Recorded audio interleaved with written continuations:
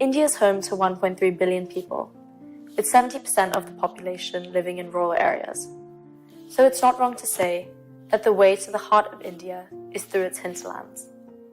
Over 54% of the population is below the age of 25, making it one of the youngest countries in the world. As these youngsters enter the workforce, there is a chance that a demographic dividend will be created by 2055. This population advantage will help the country reach its ambitions of becoming a $5 trillion economy. With over 800 million 4G users and a large smartphone penetration, there has been a spark in self-employment and entrepreneurship amongst the youth in rural India. Ironically, rural women in India are less likely to be wage earners, and when they earn less than men. Rural women are concentrated in low-skilled, low productivity, and low or unpaid jobs, with long working hours, harsh working conditions, and limited social protection. There are hundreds of thousands of daughters of India living in rural India who want to do something with their lives but are clueless on how and what to do. Government initiatives such as Startup India and the Pradhan Mantri Mudra Yojana, started in 2015, have enabled last-mile entrepreneurship amongst the rural youth of India and have also increased employment opportunities. There are awe-inspiring stories amongst rural women who changed their fortune simply through hard work, determination, and grit. One such example is Amarjeet Kaur, who despite socioeconomic disadvantages, dared to dream beyond a poverty-stricken life.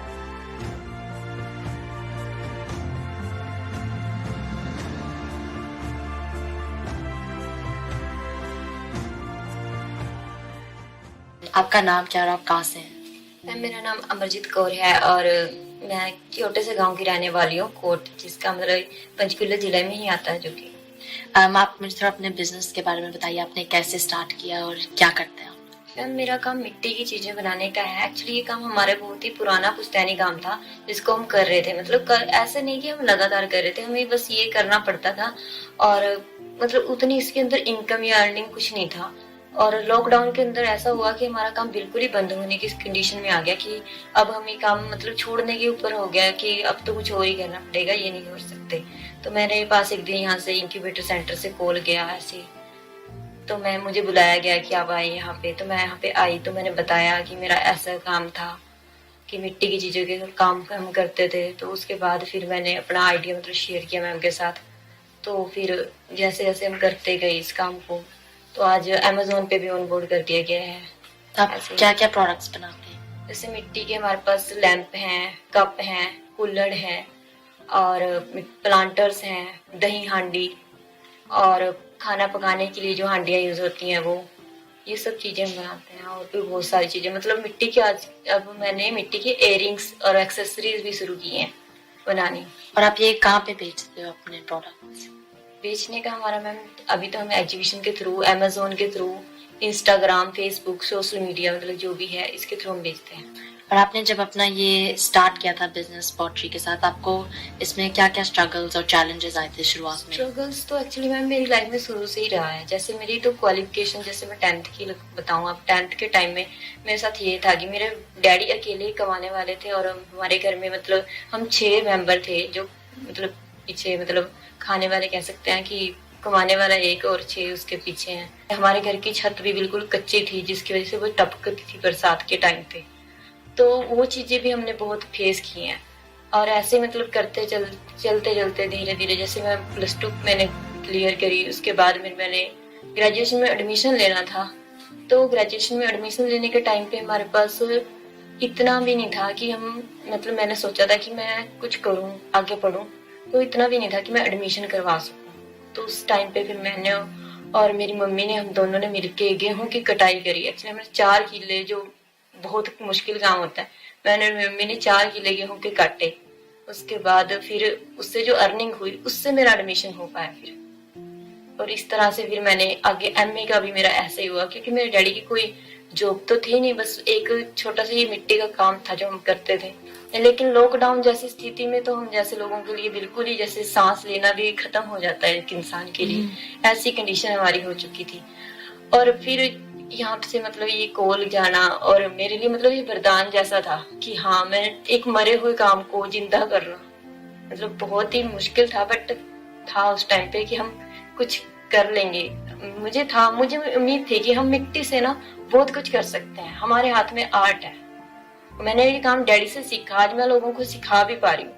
ये सब मतलब मेरे लिए एक सपने जैसा था कि मैं कर पाऊंगी, कैसे कर पाऊंगी। और मैंने अपने डैडी को फिर मतलब आज मैं अपने डैडी को मतलब इनकम में मतलब फैमिली को जो चलाने में मतलब बहुत हेल्प भी कर पा रही हूँ। ये सब मतलब बहुत मुश्किल काम रहा है। और ऊपर से मेरे डैडी को आज भी लोग ताने मतलब बोल देते हैं कि आप अपनी बेटी से क्यों करवाते हो ये काम, मतलब अपने बेटे को लाओ आगे। मतलब बहुत इन चीजों का मैंने फेस किया है कि लोगों को मतलब ये लगता है कि लड़की है इसको क्यों भेजते हो। मतलब ये समाज की बात थी, लेकिन मेरी फैमिली ने मेरा कभी साथ नहीं छोड़ा। आज भी मैं कह सकती हूँ कि आज मैं जहां भी हूँ, जिस भी कंडीशन में हूँ, आज मैं कुछ भी कर पा रही हूँ तो मैं अपने फादर की वजह से कर पा रही हूँ और मम्मी की वजह से। उन्होंने मुझे मेरा साथ कभी नहीं छोड़ा। और इंक्यूबेटर सेंटर यहाँ पे मतलब मैं आई तो यहाँ पे मुझे सर मिले, मैम मिले, तो इन्होंने भी मेरा बहुत साथ दिया है। और आपने फ्यूचर में क्या सोचा, आप और क्या करना चाहोगे अपनी पॉटरी और अपने आर्ट के साथ? मैं फ्यूचर में तो यही सोचती हूँ इसके लिए कि मैं इस काम को आगे बढ़ाऊंगी और इतना बढ़ाऊंगी कि हर घर में मिट्टी के बर्तन होंगे। एक तो दूसरा मैंने ये सोचा कि जैसे अब आप देख रहे होगी, आपको डिस्पोजल या सेरेमिक या फिर और बर्तन दिखाई देते हैं, लेकिन अगले 5 साल में मेरा है कि हम हर जगह आपको मिट्टी के ही बर्तन दिखेंगे। हर रेस्टोरेंट में, हर होटल में आपको सिर्फ मिट्टी के बर्तन दिखेंगे। और आप जो दूसरे जैसे लड़कियां हैं जो कुछ अपना खुद का स्टार्ट करना चाहती हैं, आप अपनी जर्नी के बेस पे उनको क्या एक शिक्षा एडवाइस देना चाहोगे? मेरे लिए तो बस यही है कि अगर आप किसी काम करना चाहते हैं ना, तो उस काम में लगातार बने रहो, लगे रहो। क्योंकि अगर आप उस काम को लगातार करते हो ना, चाहे वो काम कोई भी हो, उस काम में आप हमेशा मतलब सक्सेस जरूर पा लेते हो।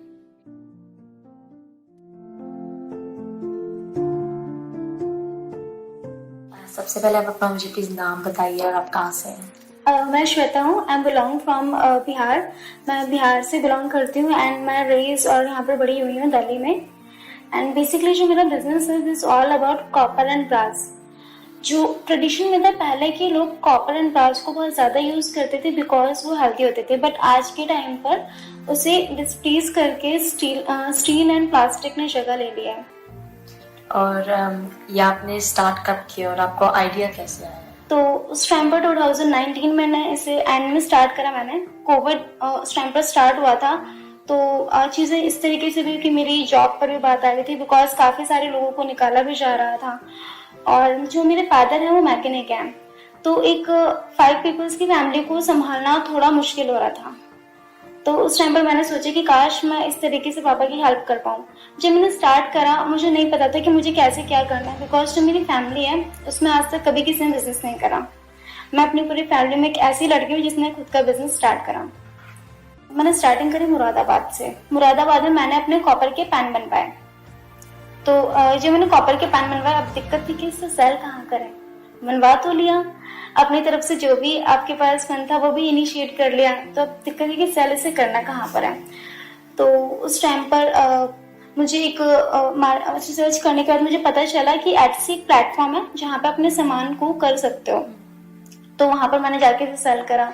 पर दिक्कत ये थी कि अगर आप मार्केट भी जा रहे हो, चीजें रिसर्च कर रहे हो, तो वो बहुत टाइम टेकिंग होता है। क्योंकि अगर आप सुबह जा रहे हो और लेट नाइट घर पे आ रहे हो तो उसमें भी काफी ज्यादा रिस्ट्रिक्शन थी। मुझे तो अपने घर से नियर बाई जाने तक में रिस्ट्रिक्शन थी, पर मुझे बाहर जाना है या सदर जाना है इन मार्केट से लिए मेरी फैमिली मना कर देती थी कि आपको कहीं नहीं जाना, जो करना है यहीं पे करो, या तो आप एक जॉब पे ध्यान दो, ये बिजनेस वगैरह कुछ नहीं होता, आज तक किसी ने नहीं करा, आप क्यों करोगे। तो मुझे बड़ा डीमोटिवेट सा फील हुआ कि यार मैं सच में नहीं कर सकती क्या, आजकल हर कोई कर रहा है, मैं क्यों नहीं कर सकती। तो मैंने अपनी फैमिली को थोड़ा समझाया कि अगर आप मुझे थोड़ा सा एक चांस दे के देखो, अगर कुछ भी गलत होता है देन मैं दोबारा से नहीं करूंगी इसे, मैं इसे छोड़ दूंगी, मैं जॉब पे ही ध्यान दूंगी। तो और फिर मैंने उन्हें कन्विंस करा, तो वो कन्विंस हुए। फिर मैंने धीरे धीरे और भी चीज़ें सीखना स्टार्ट करा कि मुझे उन लोगों ने परमिशन दी कि हाँ ठीक है आप चले जाओ। मैंने मार्केट जाके रिसर्च करी, वहाँ पे सारी चीज़ें फिर मैंने एनालाइज करी। तो जब मैंने फर्स्टली चीज़ों को सेल करा एटसी पे, नॉलेज तो थी नहीं, चीज़ें ऐसे ही डाल दी, लिस्टिंग्स बस इस तरीके से कर दी, क्योंकि उसका रेट वगैरह भी कोई फिक्स नहीं था। और जब हमने सामान भेज दिया, सामान भेजने के बाद जब हमने कैलकुलेट करा तो पता चलता है कि मुझे इस सामान में कोई प्रॉफिट नहीं हुआ, 600 रुपीज़ का लॉस हो गया। तो वो चीज़ थोड़ा और मुझे लगी कि यार मुझे तो फायदा होने की जगह लॉस हो रहा है, ऊपर से मुझे घर में भी इतना सुनना पड़ रहा है। तो फिर उस चीज़ को मैंने सोचा कि अगर मैं यहीं पर हार मान के बैठ गई तो शायद मैं आगे कभी बढ़ ही नहीं पाऊंगी। तो छोटी सी प्रॉब्लम है, इससे हमें आगे बढ़ना चाहिए। तो मैंने फिर वहाँ पर हार नहीं मानी, वहाँ मैंने दोबारा चीज़ों को स्टार्ट करना शुरू करा कि चीज़ों को और कैसे मैंने लोगों से कंपेयर करा कि हाँ कहाँ पे क्या प्राइस चल रहा है, और मार्केट में पता करा कि मुझे क्या प्राइस मिलेगा, अगर मैं मैन्युफैक्चरिंग कराती हूँ उस चीज़ की तो मुझे क्या कोटेशन पड़ेगी। तो इन चीज़ों से फिर मैंने एनालाइज करने के बाद चीज़ों को थोड़ा ठीक करा, क्योंकि हर इंसान अपनी गलतियों से ही सीखते हैं। तो काफ़ी सारी गलतियाँ जो मैं करती जा रही थी वो मेरे लिए एक पॉजिटिव चीज़ बनती है, क्योंकि वो मुझे चीज़ों को सिखा रही थी आगे। इसके बाद क्या हुआ कि चीज़ों का तो पता था नहीं, DHL भी था, DHL ओपन करवाया, तो कस्टम्स का तो कुछ पता नहीं, क्योंकि आप हमेशा इंडिया में रहे हो तो आपको बाहर की चीज़ों का कुछ पता नहीं रहता कि बाहर कस्टम्स लगता है, कोई ड्यूटी लगती है। तो हम लोगों ने क्या करा कि सामान भेजना शुरू कर दिया। सामान भेजने के बाद हमें पता चलता है कि हमारे ऊपर कस्टम 2.5 लाख का लग गया। आज तक उतना कुछ गया नहीं था, पर 2.5 लाख का कस्टम लग रहा था कि शायद अब सारी चीज़ें यहीं पे ख़त्म हो जाएंगी, क्योंकि मेरे पास इतना था नहीं कि मैं इसे कैसे पे करूं। तो मैंने उस टाइम पर सोचा कि इसे पे करने से अच्छा है कि मैं सब कुछ बंद करती हूँ, साइड हो जाती हूँ। पर फिर मेरी मम्मी ने मुझे एक बात समझाई कि अगर यहीं पे रुक गए ना तो शायद आप अब आगे नहीं बढ़ पाओगे। हमसे लड़के तो आपने बोल दिया कि हाँ मुझे स्टार्ट करने दो, ऊपर से मुझे बाकी लोगों के ताने भी मिल रहे थे कि 2.5 लाख तो उन्हें वेस्ट कर दिए, 2.5 लाख में तो शादी हो जाती है। फैमिलीज ने तो कुछ इतना नहीं बोला, बट जो रिलेटिव्स थे, जो गली के लोग थे, वो बहुत ज़्यादा इस बात को बोल रहे थे कि आपने 2.5 लाख वेस्ट कर दिया है। तो उस टाइम पर फिर मैंने काफ़ी ऑर्डर्स पे ध्यान दिया कि मैं किस तरीके से, मैंने ऑनलाइन के साथ साथ ऑफलाइन ऑर्डर लेना भी शुरू करा। धीरे धीरे करके मैंने उस 2.5 लाख को ठीक करा कि मैं किस तरीके से इसे ओवरकम हो जाऊँ। तो वो ओवरकम करने के बाद फिर हमारे साथ एक बहुत अच्छी चीज़ हुई कि हमें ना जो हमारे ऑफलाइन ऑर्डर्स थे वो बाहर की साइड और फेमस हो गई। यूएसए में अब हर कोई जानता था कि हाँ अगर आप अर्श को कांटेक्ट करोगे तो वो आपको सारी चीज़ें ला के देंगे। तो लोगों ने फिर कांटेक्ट करना स्टार्ट करा। जो इंसान 2.5 लाख के ऑर्डर से डर रहा था उसे एक ही बार एक साथ 7 लाख का ऑर्डर मिला। वो 7 लाख का ऑर्डर था मेरा फ्रेंच पैन। उस पैन की वजह से मुझे काफ़ी सारे ऑर्डर्स मिले। तब आप फ्यूचर में आप क्या सोचा आपने कि आप और क्या करना चाहेंगे? मैम मैं चाहती हूँ कि मैं इसको और आगे बड़ा करूँ, बिकॉज अगर मैंने रिस्पॉन्सिबिलिटी ली है तो मैं चाहती हूँ कि मैं इसे और अच्छे से करूँ। एक टाइम था जहाँ मुझे 13,000 सैलरी मिलती थी और मैं खुश हो जाती थी, चलो 13,000 मिल गया तो हो गया, बट चीज़ें वहाँ नहीं रहेगी। आज के टाइम पर 5 to 6 lakhs में अर्न करती हूँ, but I am not satisfied with that. मैं सोचती हूँ कि नहीं, मुझे इससे और ज़्यादा करना है। तो मैं इस चीज़ को और ज़्यादा करना चाहती हूँ कि अब हम इसे डिस्प्लेस करके कॉर्पोरेट टास्क में ही करें ताकि हम हेल्दी करें और हम अपने ट्रेडिशन को ट्रेंड में यूज़ करें। तो आपकी जो ये जर्नी रही है एक एंटरप्रेन्योर के जरिए, आप दूसरे जो एस्पायरिंग एंटरप्रेन्योर्स स्पेशली वुमेन, आप उनको क्या एडवाइस देना चाहिए? आपने क्या सीखा है सबसे? मैंने ये चीज़ सीखी है कि जो बिजनेस है वो कभी पैसों से नहीं होता है, ये पैशन से होता है। लोग सोचते हैं कि बिजनेस करने के लिए बहुत सारा पैसा चाहिए, अगर हमारे पास पैसा है तो ही हम स्टार्ट कर सकते हैं, बट ऐसा कुछ नहीं होता। अगर आपके पास पैशन है आप कुछ भी कर सकते हो।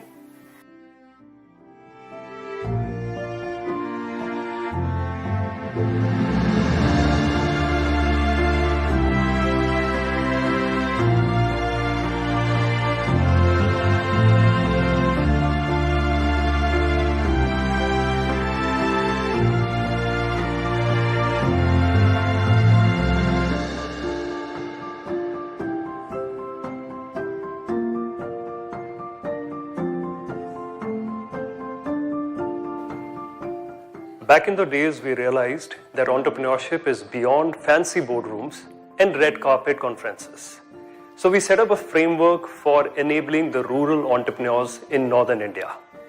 Proudly, as of today, there are over 150 rural entrepreneurs which are being supported by the initiatives of Startup Accelerator Chamber of Commerce, of which over 60% are women entrepreneurs.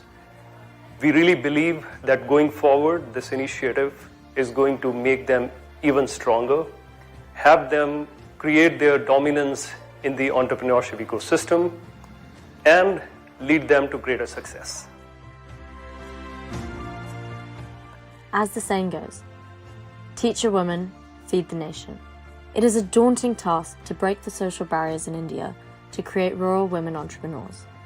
This massive movement is now leading to more confident and financially independent women, leading to be role models and mentors for many others in their geographical clusters.